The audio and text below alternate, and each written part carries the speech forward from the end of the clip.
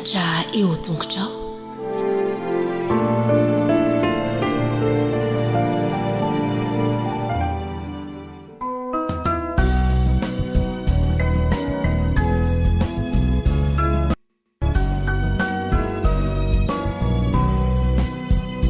Emisaucanao Jesu malalo chachizao futona mamizao yanaranai atunguchao izahai izai pianachao kuambitenenare Jesu malalo izahai iainuchalanao kairate nyavyamina itwechapechakawampunaya kuambitenenare Jesu malalo izahai iainuchalanao kairate nyavyamina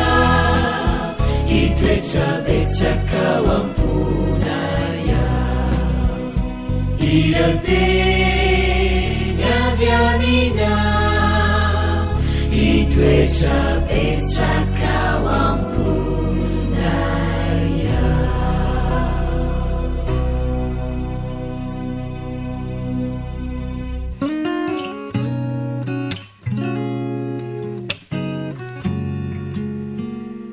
Manao ana daholo ianareo rakisy namako, mino sy manantena fa faly indrindra ianareo tratro izao fotoana izay nifanomezantsika izao indray. Iaraka eto ary isika hamekina ny lohahevitra faha 12 izay manao hoe ilay tsara indrindra amin'ny fanomezana rehetra. Ahoana tsara hoe ilay tsara indrindra amin'ny fanomezana rehetra. Ny andalan-teny izay nianarantsika tsenjery rakizy nandritra n'iny herinandro iny dia ilay andalan-teny malaza indrindra ao amin'ny Baiboly. Inona re izay Izay indrindra ny Jaona 3:4. Andao nge ho averintsika iarahantsika mamekina fa toy izao no nitiavan'Andriamanitra an'izao tontolo izao nomeny ny zanan'ilay tokana mba tsy ho very izay rehetra mino azy fa hanana fiainana mandrakizay. Andao averina tsara fa toy izao no nitiavan'Andriamanitra an'izao tontolo izao nomeny ny zanan'ilay tokana mba tsy ho very izay rehetra mino azy fa hanana fiainana mandrakizay. Jaona 3:9. Eny tokoa rakizy, Andriamanitra dia manana fanomezana ho antsika. Ary ny lohahevitrintsika androany dia maneho fa ny fanomezana izay natolony antsika dia tsy iza fa Jesosy. Ilay fanomezana tsara indrindra ho ahy sy ho anao eto amin'izao fiainana izao, satria dia amin'ny alalan'i Jesosy tokoa nge rakizy no ananantsika fiainana mandrakizay dia andao nge ho arahantsika izany tantara mahafinaritra Jesosy izany Efa nisy ve fotoana nandro teo am-pandriana ianao fa tsy nahita toro mihitsy? Inona no feo renao tamin'izany fotoana izany?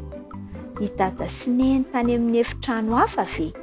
Sa vorondolo maneno tao an-tokotany? Sa feon'ny fiara mifamoivoy? Misy karazana feo maro rehefa alina ny andro rakizy. Inona avy ary ireo feony etorenao tamin'iny alina nahaterahan'i Jesosy iny? Ilay alina izay nahatanterahany teny fampanantenana rehetra nataon'Andriamanitra. Alao sara an-tsaina hoe nanatrika izany ary ianao izao raha mihaino tsara ianao dia andreny feo ateraky ny fifamoivoizana be any ivelany. Na ny feon'ny ampondra, ny soavaly, ny kofakofaka tao amin'ny toerana nisy azy. Ary koa ny fikasokasohan'ny bozaka rehefa mahita toerana tsaratsara toriana i Maria sy Josefy. Mety ho renao mihitsy aza nge ireo teny mamy nataon'i Josefy rehefa teraka ilay zazakely. Azoko antoka fa ho renao ny fotoaman'ilay zazakely voalohany izao dia jereo ange ilay zazy mitovy amin'ny zazakely rehetra izy. Kely, misy volokely manify ao amin'ny lohany, mikipikipi ny masony. Sambany izao no afaka mitsotra aty ivelany tongotra sy ny tanany. Jereo akaiky koa ange i Jesosy ange io zazakely io jereo no manodidina anao. Tsy io no toerana tokony haterahany Jesosy. Feno ny ampondra sy soavaly ireo olona izay nitoetra tao amin'ilay trano. Raha nitraka ianao dia ho hitanao fa ireo tranom-borikely teny amin'ny hazo lavalava manitsy ny tafo any ho hitanao. Manatona kaikoary izao mijery. Voafona ao anatin'ny lamba lavalava ange Jesosy. Rotsirotsiny Maria any an-tsandriny izy. Rehefa izany dia ataony ao anatin'ny tavy finanam-bilona. Efa nofenoana bozaka mba hatoriany. Marina raha ny zanak'Andriamanitra raha izao fahitana azy izao. Tena tsy izy mihitsy ka. Raha ny tokony ho izy dia tsy tokony hisy olona hikarakara ny zanak'Andriamanitra. Taloha nahaterahan'i Jesosy tao an-tranon'omby tany Betlehema raka izy dia mbola teny fampanantenana azy fotsiny angeniny izy. Vatany vao nanota manko i Eva no efa nampananten'Andriamanitra fa izy zazakely manokana ho teraka indray andro any. Izany zazakely izany no handringana ny Satana sy handevina ny fakapanahy rehetra izay alefany. Tsy izany ihany anefa no teny fikasana tanteraka tamin'io alina io tamin'ny Davida koa nge Andriamanitra fa ny iray amin'ny zafikeliny zafikeliny no atao hoe Mesia. Ny dikany teny hoe Mesia dia ilay nampanantenana samy taranaka Davida i Josefa sy Maria raka izy. Ny mpanompon'Andriamanitra atao hoe Mika dia nanoratra fa ny Betlehema ny tanàna haterahany Mesia dia tao Betlehema tokoa nge izy niteraka. Tanteraka avokoa ary ireo teny fikasana rehetra tao anatin'iny andro iray iny. Tany an-danitra Jesosy no mipetraka. Izy no namorona ny Adama sy Eva, nitsaoka azy ny anjely rehetra tany. Izy no mpanapaka teo amin'izao tontolo izao. Nanjaka zazakely anefa izy ankehitriny. Nila dada sy neny izy hikarakara azy. Tao amin'ny toerana fihinanany biby sakafo izy no natory. Fa nahoana re? Tiantsika loatra raka izy Jesosy. Any ka tsy sitrany nisy rahantsika aminy, naniry ny ara-miaina amintsika izy mba ahafahany maneho amintsika ny fomba ahafahantsika miaraka aminy koa. Nisy teny fampanantenana mantsy izay nataony. Teny fampanantenana ho antsika rehetra izany. Milaza izy fa ho avy indray andro any. Ary tena ho avy tokoa izy tsy ho ela izany.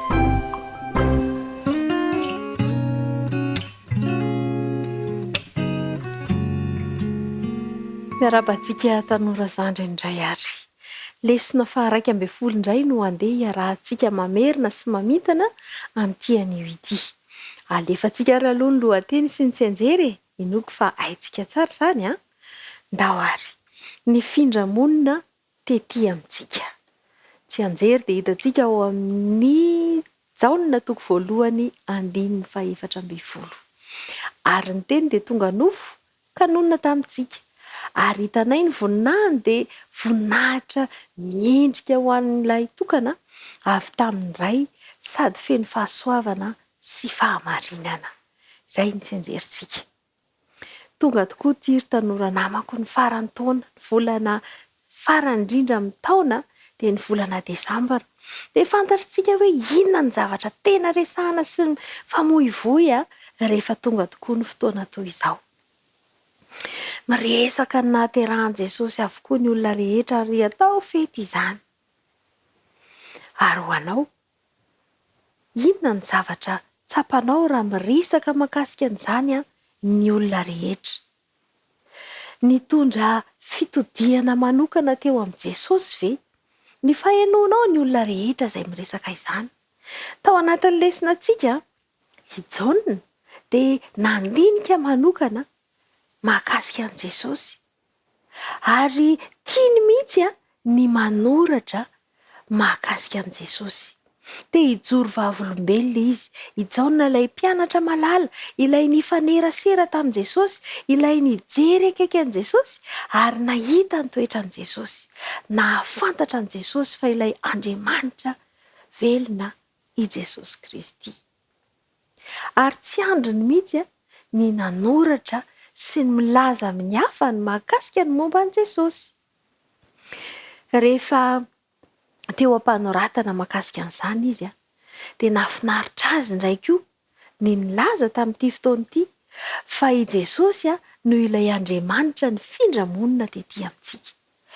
Ary izany ny zavatra mbola mahagaga sy lehibe indrindra amin'ny fahagagana rehetra, dia nahatongavan'ilay Andriamanitra ho olombelona nidina tetỳ ambony tany a, niara-nonina tamintsika tahaka antsika olombelona. Nafinaritra ny Jaona ny nanoratra mahakasika ny fahagagana rehetra nataony. Tadidiny avokoa izany. Ny fahagagana voalohany, ny fanovana ny rano ho tonga divay na jus de raisin izany tao anatin'ilay fampakaram-bady. Ny nananganana n'ilay zanak'ilay vehivavy manano-tena tao Naina. Teo ihany koa ny nananganana ny Lazarosy. Be da be ireo fahagagana izay nataon'i Jesosy, tsaroany Jaona avokoa izy ireny. Tena hita hoe fitiavana no nahatongavan'i Jesosy tetỳ tany, satria te honina hiaraka amintsika izy. Te haneho ny toetran'Andriamanitra sy ny maha-Andriamanitra n'Andriamanitra amintsika olombelona izy. Ary ny tena zavatra lehibe indrindra dia ny nahatongavany ho faty teo amin'ny hazo fijaliana ho famonjena antsika. Raha tonga teto an-tany izany Jesosy dia noho ny fitiavana antsika izany. Raha nifindra monina teto an-tany i Jesosy dia noho ny fitiavany antsika izany. Ary izany nahatonga ny Jaona nanoratra mahakasika an'izany zavatra izany hoe ilay teny, ilay efa nisy hatr'izay, efa Andriamanitra namorona n'izao tontolo izao, ilay teny mandrakizay dia tonga olombelona, tonga nofo dia nonina teto amintsika, nifindra monina teto amintsika satria tiany loatra isika. Dia izay no nahatonga an'ilay fanontaniana tany amin'ny voalohany ry tanora namako hoe rehefa tonga ny fotoana ohatran'izao dia makaiza ny eritreritra aho. Mieritreritra n'izany fitiavan'i Jesosy izany ve ianao? Ary engane mba tsy ho tovy amin'ny zavatra toy ny atao izao tontolo izao ny ataontsika hoe mifaly fe mifaly fotsiny, fa mba hatsapa fa tiantsika Jesosy ary nitondra famonjena ho antsika. Ny lesona tamin'ity herinandro ity izany ry tanora namako dia nanampy antsika hahafantatra fa tonga teto amin'ity tany ity Jesosy mba hampiseho ny halehibe ny fitiavan'Andriamanitra antsika. Ary nanampy antsika ihany koa mba hahatsapa fa noho ny fitiavan'Andriamanitra no nanomezany ny tenany ho antsika. Ary mba hahatonga antsika hanapa-kevitra ihany koa mba hanokana ny fiainantsika ho fitiavana sy fanehoana izany izay toetran'Andriamanitra izay. Izay izany ny hafatra nampitaina amintsika. Tonga Jesosy hampiseho antsika fa tena tiantsika Andriamanitra. Mahay zary manapa-kevitra hoe ahoana indray? Handray an'i Jesosy eo amin'ny fiainantsika manontolo ary handray izany fitiavan'Andriamanitra izany. Izay ny lesontsika nandritry ny herinandro ry tanora namako, dia mazotoa mandrakariva mianatra ny tenin'Andriamanitra. Mandram-piona indray ary.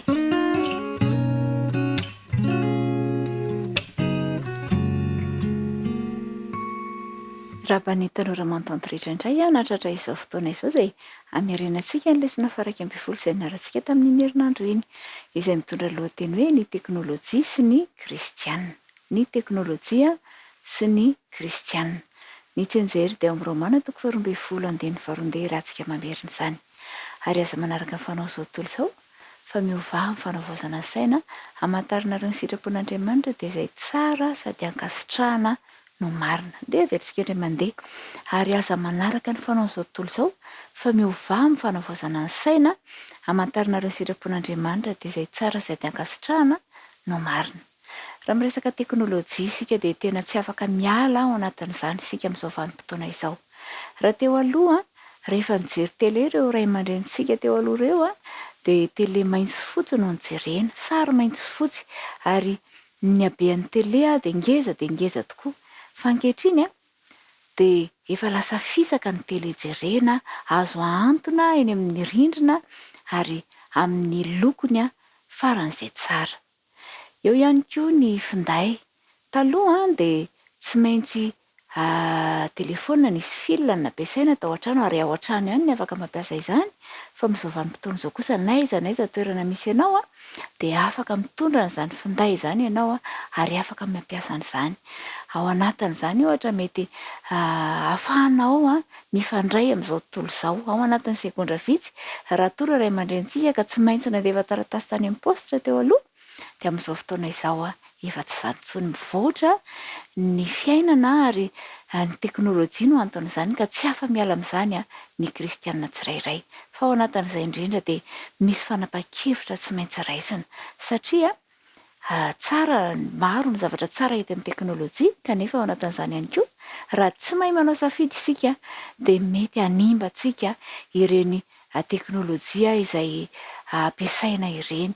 Ka io indrindra ny tsy maintsy anaovany tsirairay avy safidy satria ny fiainana mandrakizay ny tsirairay ny ho anjaran'ny tsirairay dia miankina amin'ny safidy izay atao. Inona ny zavatra jerenao, inona ny zavatra ataonao, inona ny zavatra mandany ny andronao fa raha zanak'Andriamanitra ianao dia ny sitrapon'Andriamanitra no ataonao. Araka ny voalazan'ny Salamo 8:107 dia hoe inona ny arovany zatovo ny lalaka lehantsio voaloto dia hoe ahoana ny fitandremana araka ny teninao. Toy ny ahoana ny voalazan'ny tenin'Andriamanitra dia toy ny ahoana ny zavatra jerenao sy ampiasainao anatin'ny teknôlôjia. Eo ihany koa amin'ny Korintiana 2:10-13 dia mampianatra izy fa ninona ataonao na mihinana na misotro, ninona ataonao dia ataovy ho voninahitr'Andriamanitra ireny rehetra ireny. Aza variana amin'ny hatsara ny zavatra rehetra izay mandalo fa ny zavatra rehetra dia ataovy ho voninahitr'Andriamanitra. Dia arak'ilay tsenjery izay efa nianarantsika teo ihany koa dia hoe miovà amin'ny fanavaozana ny saina mantaranareo ny sitrapon'Andriamanitra. Ilaintsika ary tanora manontany ny mahafantatra ny sitrapon'Andriamanitra eo amin'ny zavatra rehetra izay ataontsika mba hitady-dalana antsika ho amin'ny safidy tsara eo amin'ny fiainantsika. Dia aoka ianao hanao safidy fa ianao sy ny ankohonanao dia hanompo an'Andriamanitra ianareo. Amin'izao maha-tanora kristianina anao izao dia tsy maintsy manao safidy ho iaho teo kanefa ary betsaka kokoa ny safidy tsy maintsy ataonao noho ny safidy izay niraisin'ireo olona teo alohanao satria efa be dia be ny fivoarana izay hitantsika amin'izao fiainana izao. Dia ilainao ny miankina amin'Andriamanitra, miantso ny fanamasina mandrakariva hanampy anao amin'izany safidy atao izany satria tena tsy mora ny safidy izay raisin'ny tsirairay ary araka ny voalazako teo dia miankina amin'ny safidy ataonao ny ho avinao sy ny mandrakizay ianao. Dia aza vela ifehy ny fiainanao ny teknôlôjia fa raiso ny andraikitra. Raiso ny andraikitra dia tapao ny hevitrao ny amin'izay fomba ampiasainao ireo teknôlôjia ireo dia angatao ny fanamasina mba hanampy ianao mandrakariva, mba haneho ny voninahitr'Andriamanitra ny fampiasanao ireny teknôlôjia izay tsy azontsika ilana ireny intsony. Ny tompony hitan'ny tanora manotoanto amin'ny safidy rehetra atao ary dia hanao ny zavatra rehetra ho voninahitr'Andriamanitra ny tanora manotoanto rehetra ary haneho fa zanak'Andriamanitra. Dia ho manaraka indray.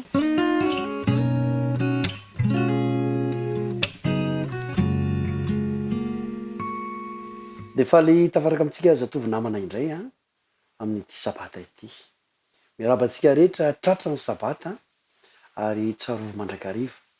Matotsika tratra ny sabata dia teo ny famondrampon'Andriamanitra, teo ny fahasoavany fa tsy hoe isika ny mahay na hoe isika ny mba fetsifetsy dia tratra n'izao sabata izao fa ny famondrampon'Andriamanitra natoy izao natoy izao anao ihany koa. Ka dia manofo fatanina miarabantsika rehetra izay manaraka ny radio Oasis sy manaraka ny fiaraha-mianatra ny ten'Andriamanitra amin'ny alalan'izao pejy Facebook izao ihany koa. Misy lohahevitra izay niarahantsika nianatra ary isotonantsika lesona amin'ity sabata ity dia ny hoe ny taom-bolamenan'ny Israely. Ny taom-bolamenan'ny Israely. Dia vakitsika ny Samuel faharoa 7:12 fa io no andin'ny fototra izay milaza toy izao amin'ny anaran'i Jesosy. Ary ny taranakao sy ny fanjakanao hitoetra eo anatrehanao mandrakizay, ny seza fiandriananao hitoetra mandrakizay. zany de teny fikasana nomen'andriamanitra ny Abrahama, ny fanjakany toetra mandrakizay, ny seza fiandrianany de toetra mandrakizay ihany ko. Fa inona moa zany no idiran'le hoe tombolamenan'ny Israely amin'izany andimy fototra izany?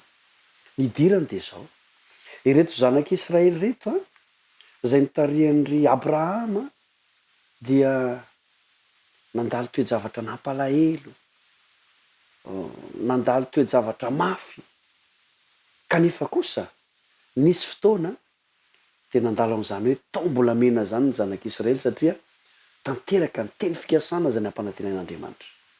Ary zay ihany koa no mampahirizana antsika am'izao sabato zao. Mety mandalo ady ianao, mety mandalo zavatra mampalahelo ianao, mety mandalo tsy fahombiazana ianao, ohatrany hoe resy zany tsika. Fa tsarovy, rehefa mbola mijoro eo amin'Andriamanitra ianao, rehefa mbola mijoro eo amin'Andriamanitra isika, de mbola isy ny antsoina hoe tombolamena ho anao ihany koa. Raha nomena tombolamena ny Israely, ianao koa afaka azo an'izany tombolamena zany. De tanteraka tamin'ny Abrahama ny teny fikasana, ka de nitoetra mandrakizay izy, nitoetra mandrakizay ny seza fiandrianana ihany koa. Ny fandrina zany de zao,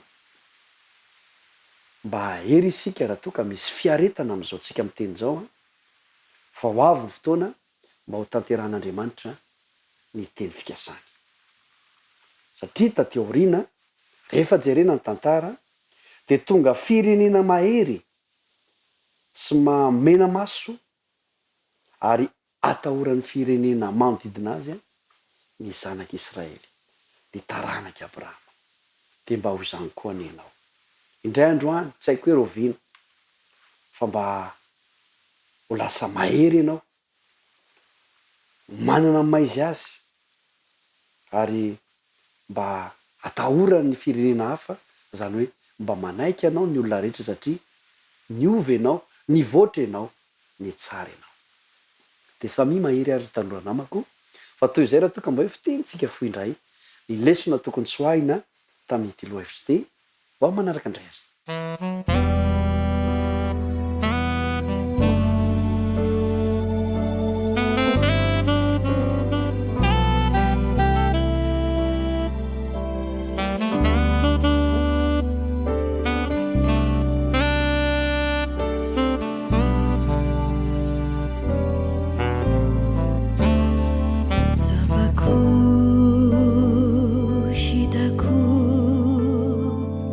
Fafiti uduri hawamina natauna huai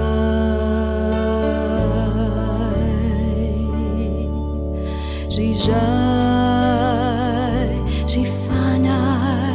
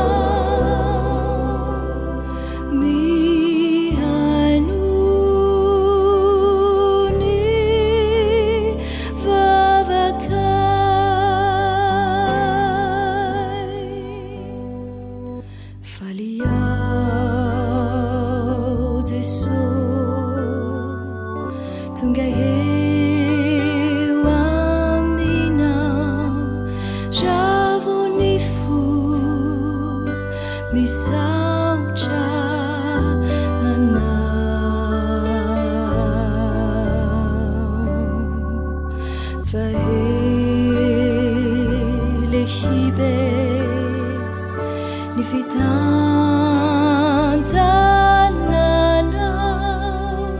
voavonjy ty zanaka ka déjà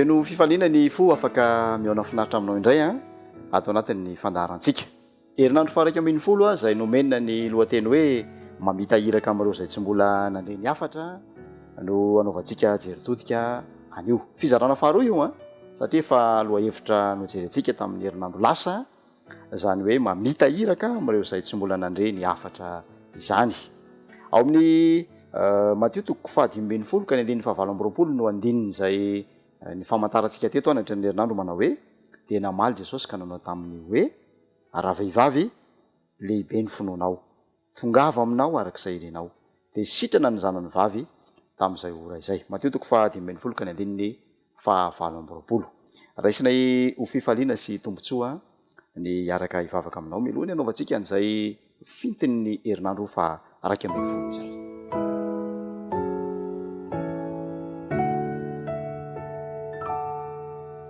Raha tsara masina ny an-danitro misaotra anao zahay satria tsy navelanao ho diso anjara amin'izao fotoam-pahasoavana izao fa afaka mandreny teninao mandray ny toromarika avy aminao ary manao fampiarana an'izany ka dia hahita vokatra sady ho fifaliana ho anay no ho voninahitra ny anaranao. Avelao ny alokay ary omeo fifantohan-tsaina izahay mba ho azonay tsara zay tianao ambara. Dia mitenena fa vonina hianatra izahay amin'ny anaran'i Jesosy. Amen.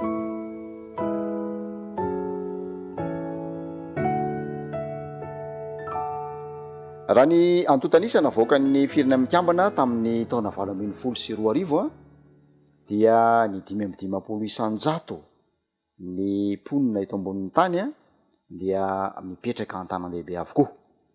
Raha mitoy izao fironana izao dia any amin'ny taona 520 dia ahatratra 80 isanjato ny mponiny tany no hipetraka eny an-tanan-dehibe.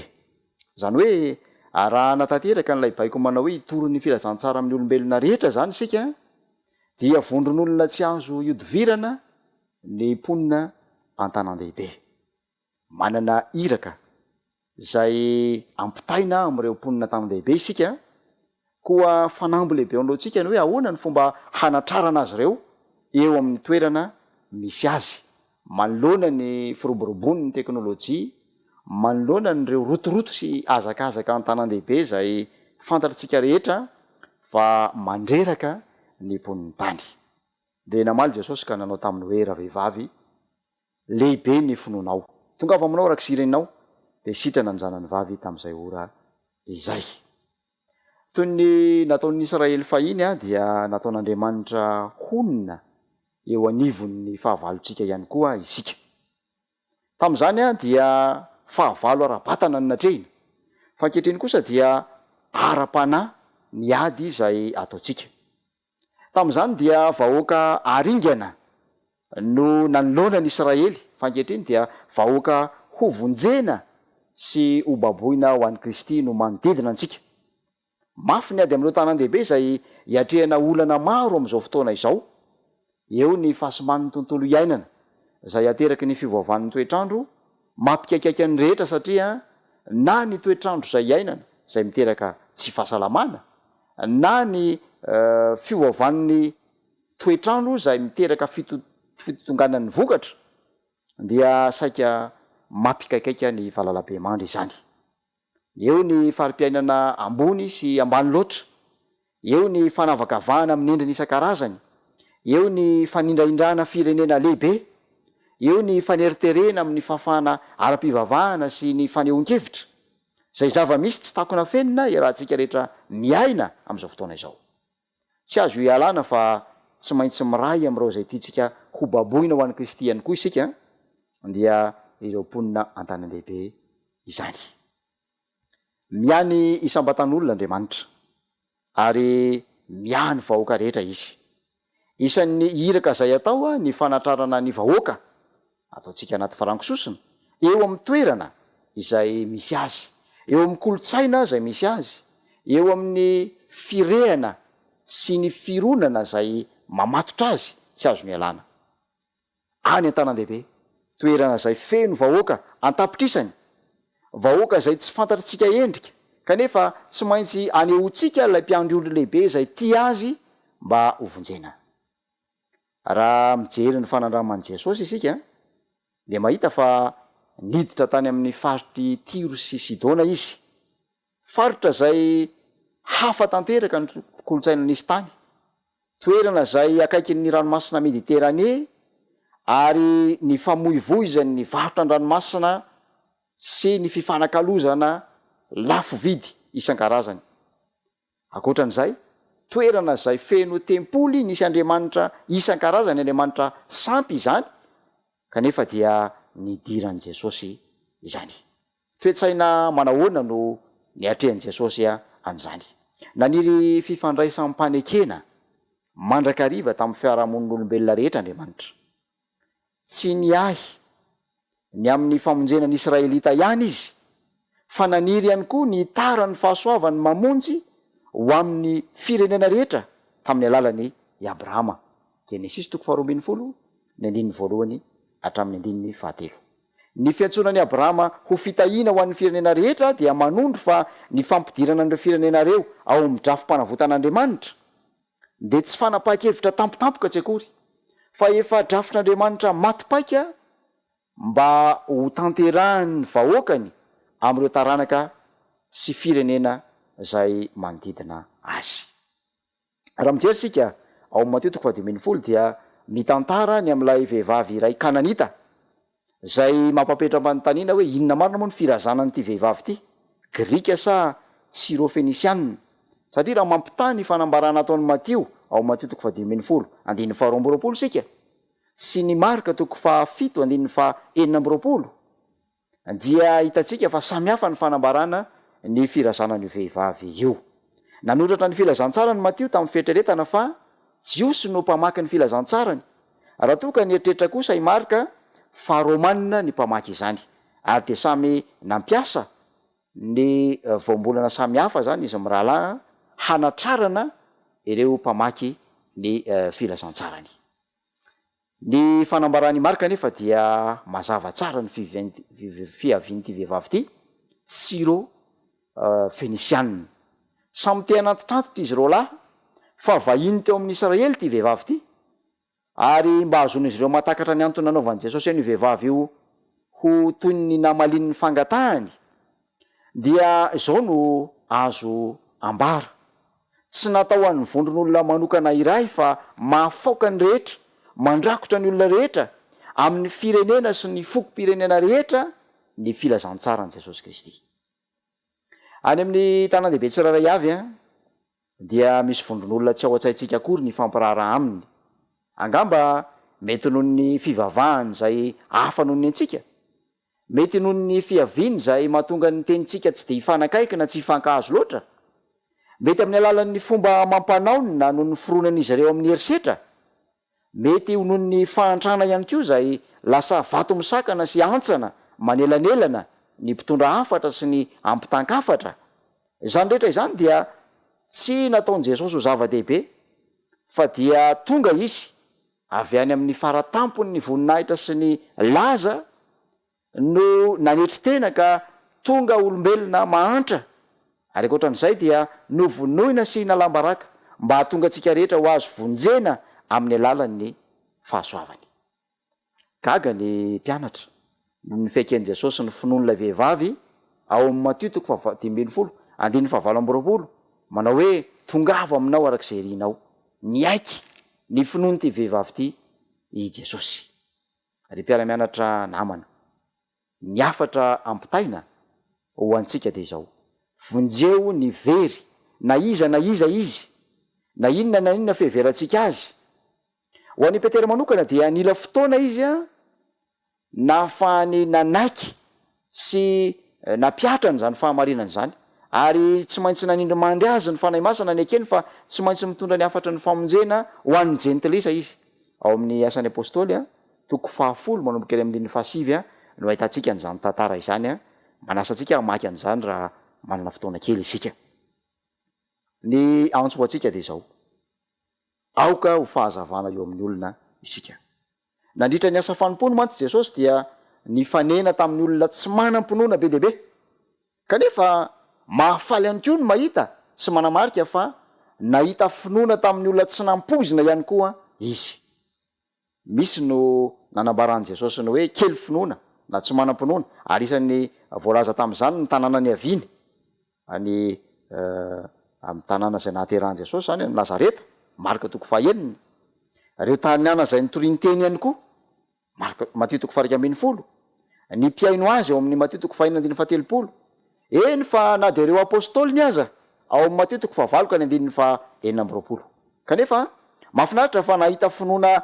lehibe ihany koa Jesosy tamin'olona zay tsy nampozina ahitana an'izany isan'izany ilay mpangataka jamba ao amin'ny marika toko 10 ny 9 sy ny 12 ilay boka ao amin'ny Matio toko 9 ny 12 ilay miaramila jentilisa ao amin'ny Matio toko 9 ny 15 sy ny 17 ary ilay vehivavy afa firenena ao amin'ny Matio toko 15 ny 12 zay ny anarantsika teto tamin'ity herinandro ity any amin'ny toerana zay tsy ampozina no ahitana finoana any amin'ireo tanan-dehibe ny afa firenena any amin'ireo mpanompo sampy any amin'ireo atoko fivavahana hafa de nahitana finoana hafa sy lehibe zay nampitolagaga an Jesosy ary mpiara-mianatra namana tsy maintsy mandeha amin'ny mpanetretena any amin'ireo tanan-dehibe tahaka an Jesosy isika ary mampiasa ny fomba fiasan Jesosy hitady ireo zay anam-pinoana mahavonjy rehefa torina aminy ny fahamarinana de ny finoanan Jesosy izany ary ho hitantsika tokoa izy ireo ka sady hitondra fifaliana ho antsika no haneo ny voninahitr'Andriamanitra. Ny fanondriko de izao ho fitahina ho antsika iny loha hevitra mijerena tamin'ny herinandro faraka ambin'ny folo iny ka hanovan'ny fijerintsika hiala amin'ny fanilikiliana, ny fanavakavahana ka hitondra ny filazantsara amin'ny tena endriny tokoa zay nikendren'Andriamanitra azy hita amin'ny teny eny tompo ka hitondra fampiarana hitamokatra ho antsika izany. Tonga eo amin'ny fotoana zay hanaovantsika fanatitra ho an'ny sekoly sabata isika koa manasa antsika tsiraray avy andray anjara amin'izany fotoana masina izany zay hitondrantsika ny anjara brika ho amin'ny famitana ny fitorinan'ny filazantsara ahatonga ny hafatra ny famonjena hiantefa any amin'ny farany lavitra indrindra zay hiantefany ireo tetikasa maro samihafa ho toanantsika.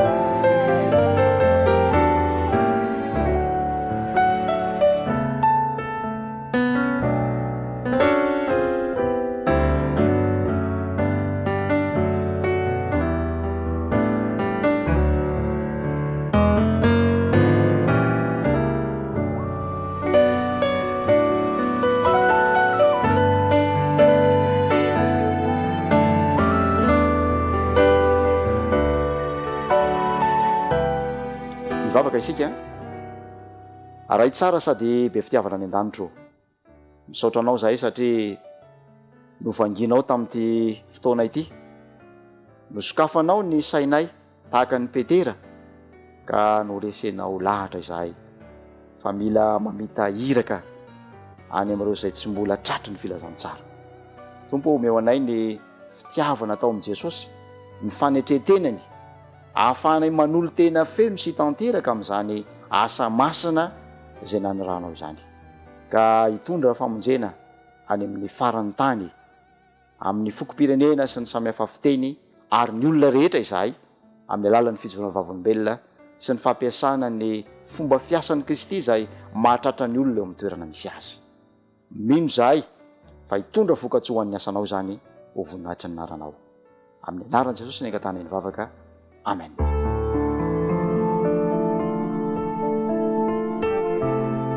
Mianatra eo an-tongotrao.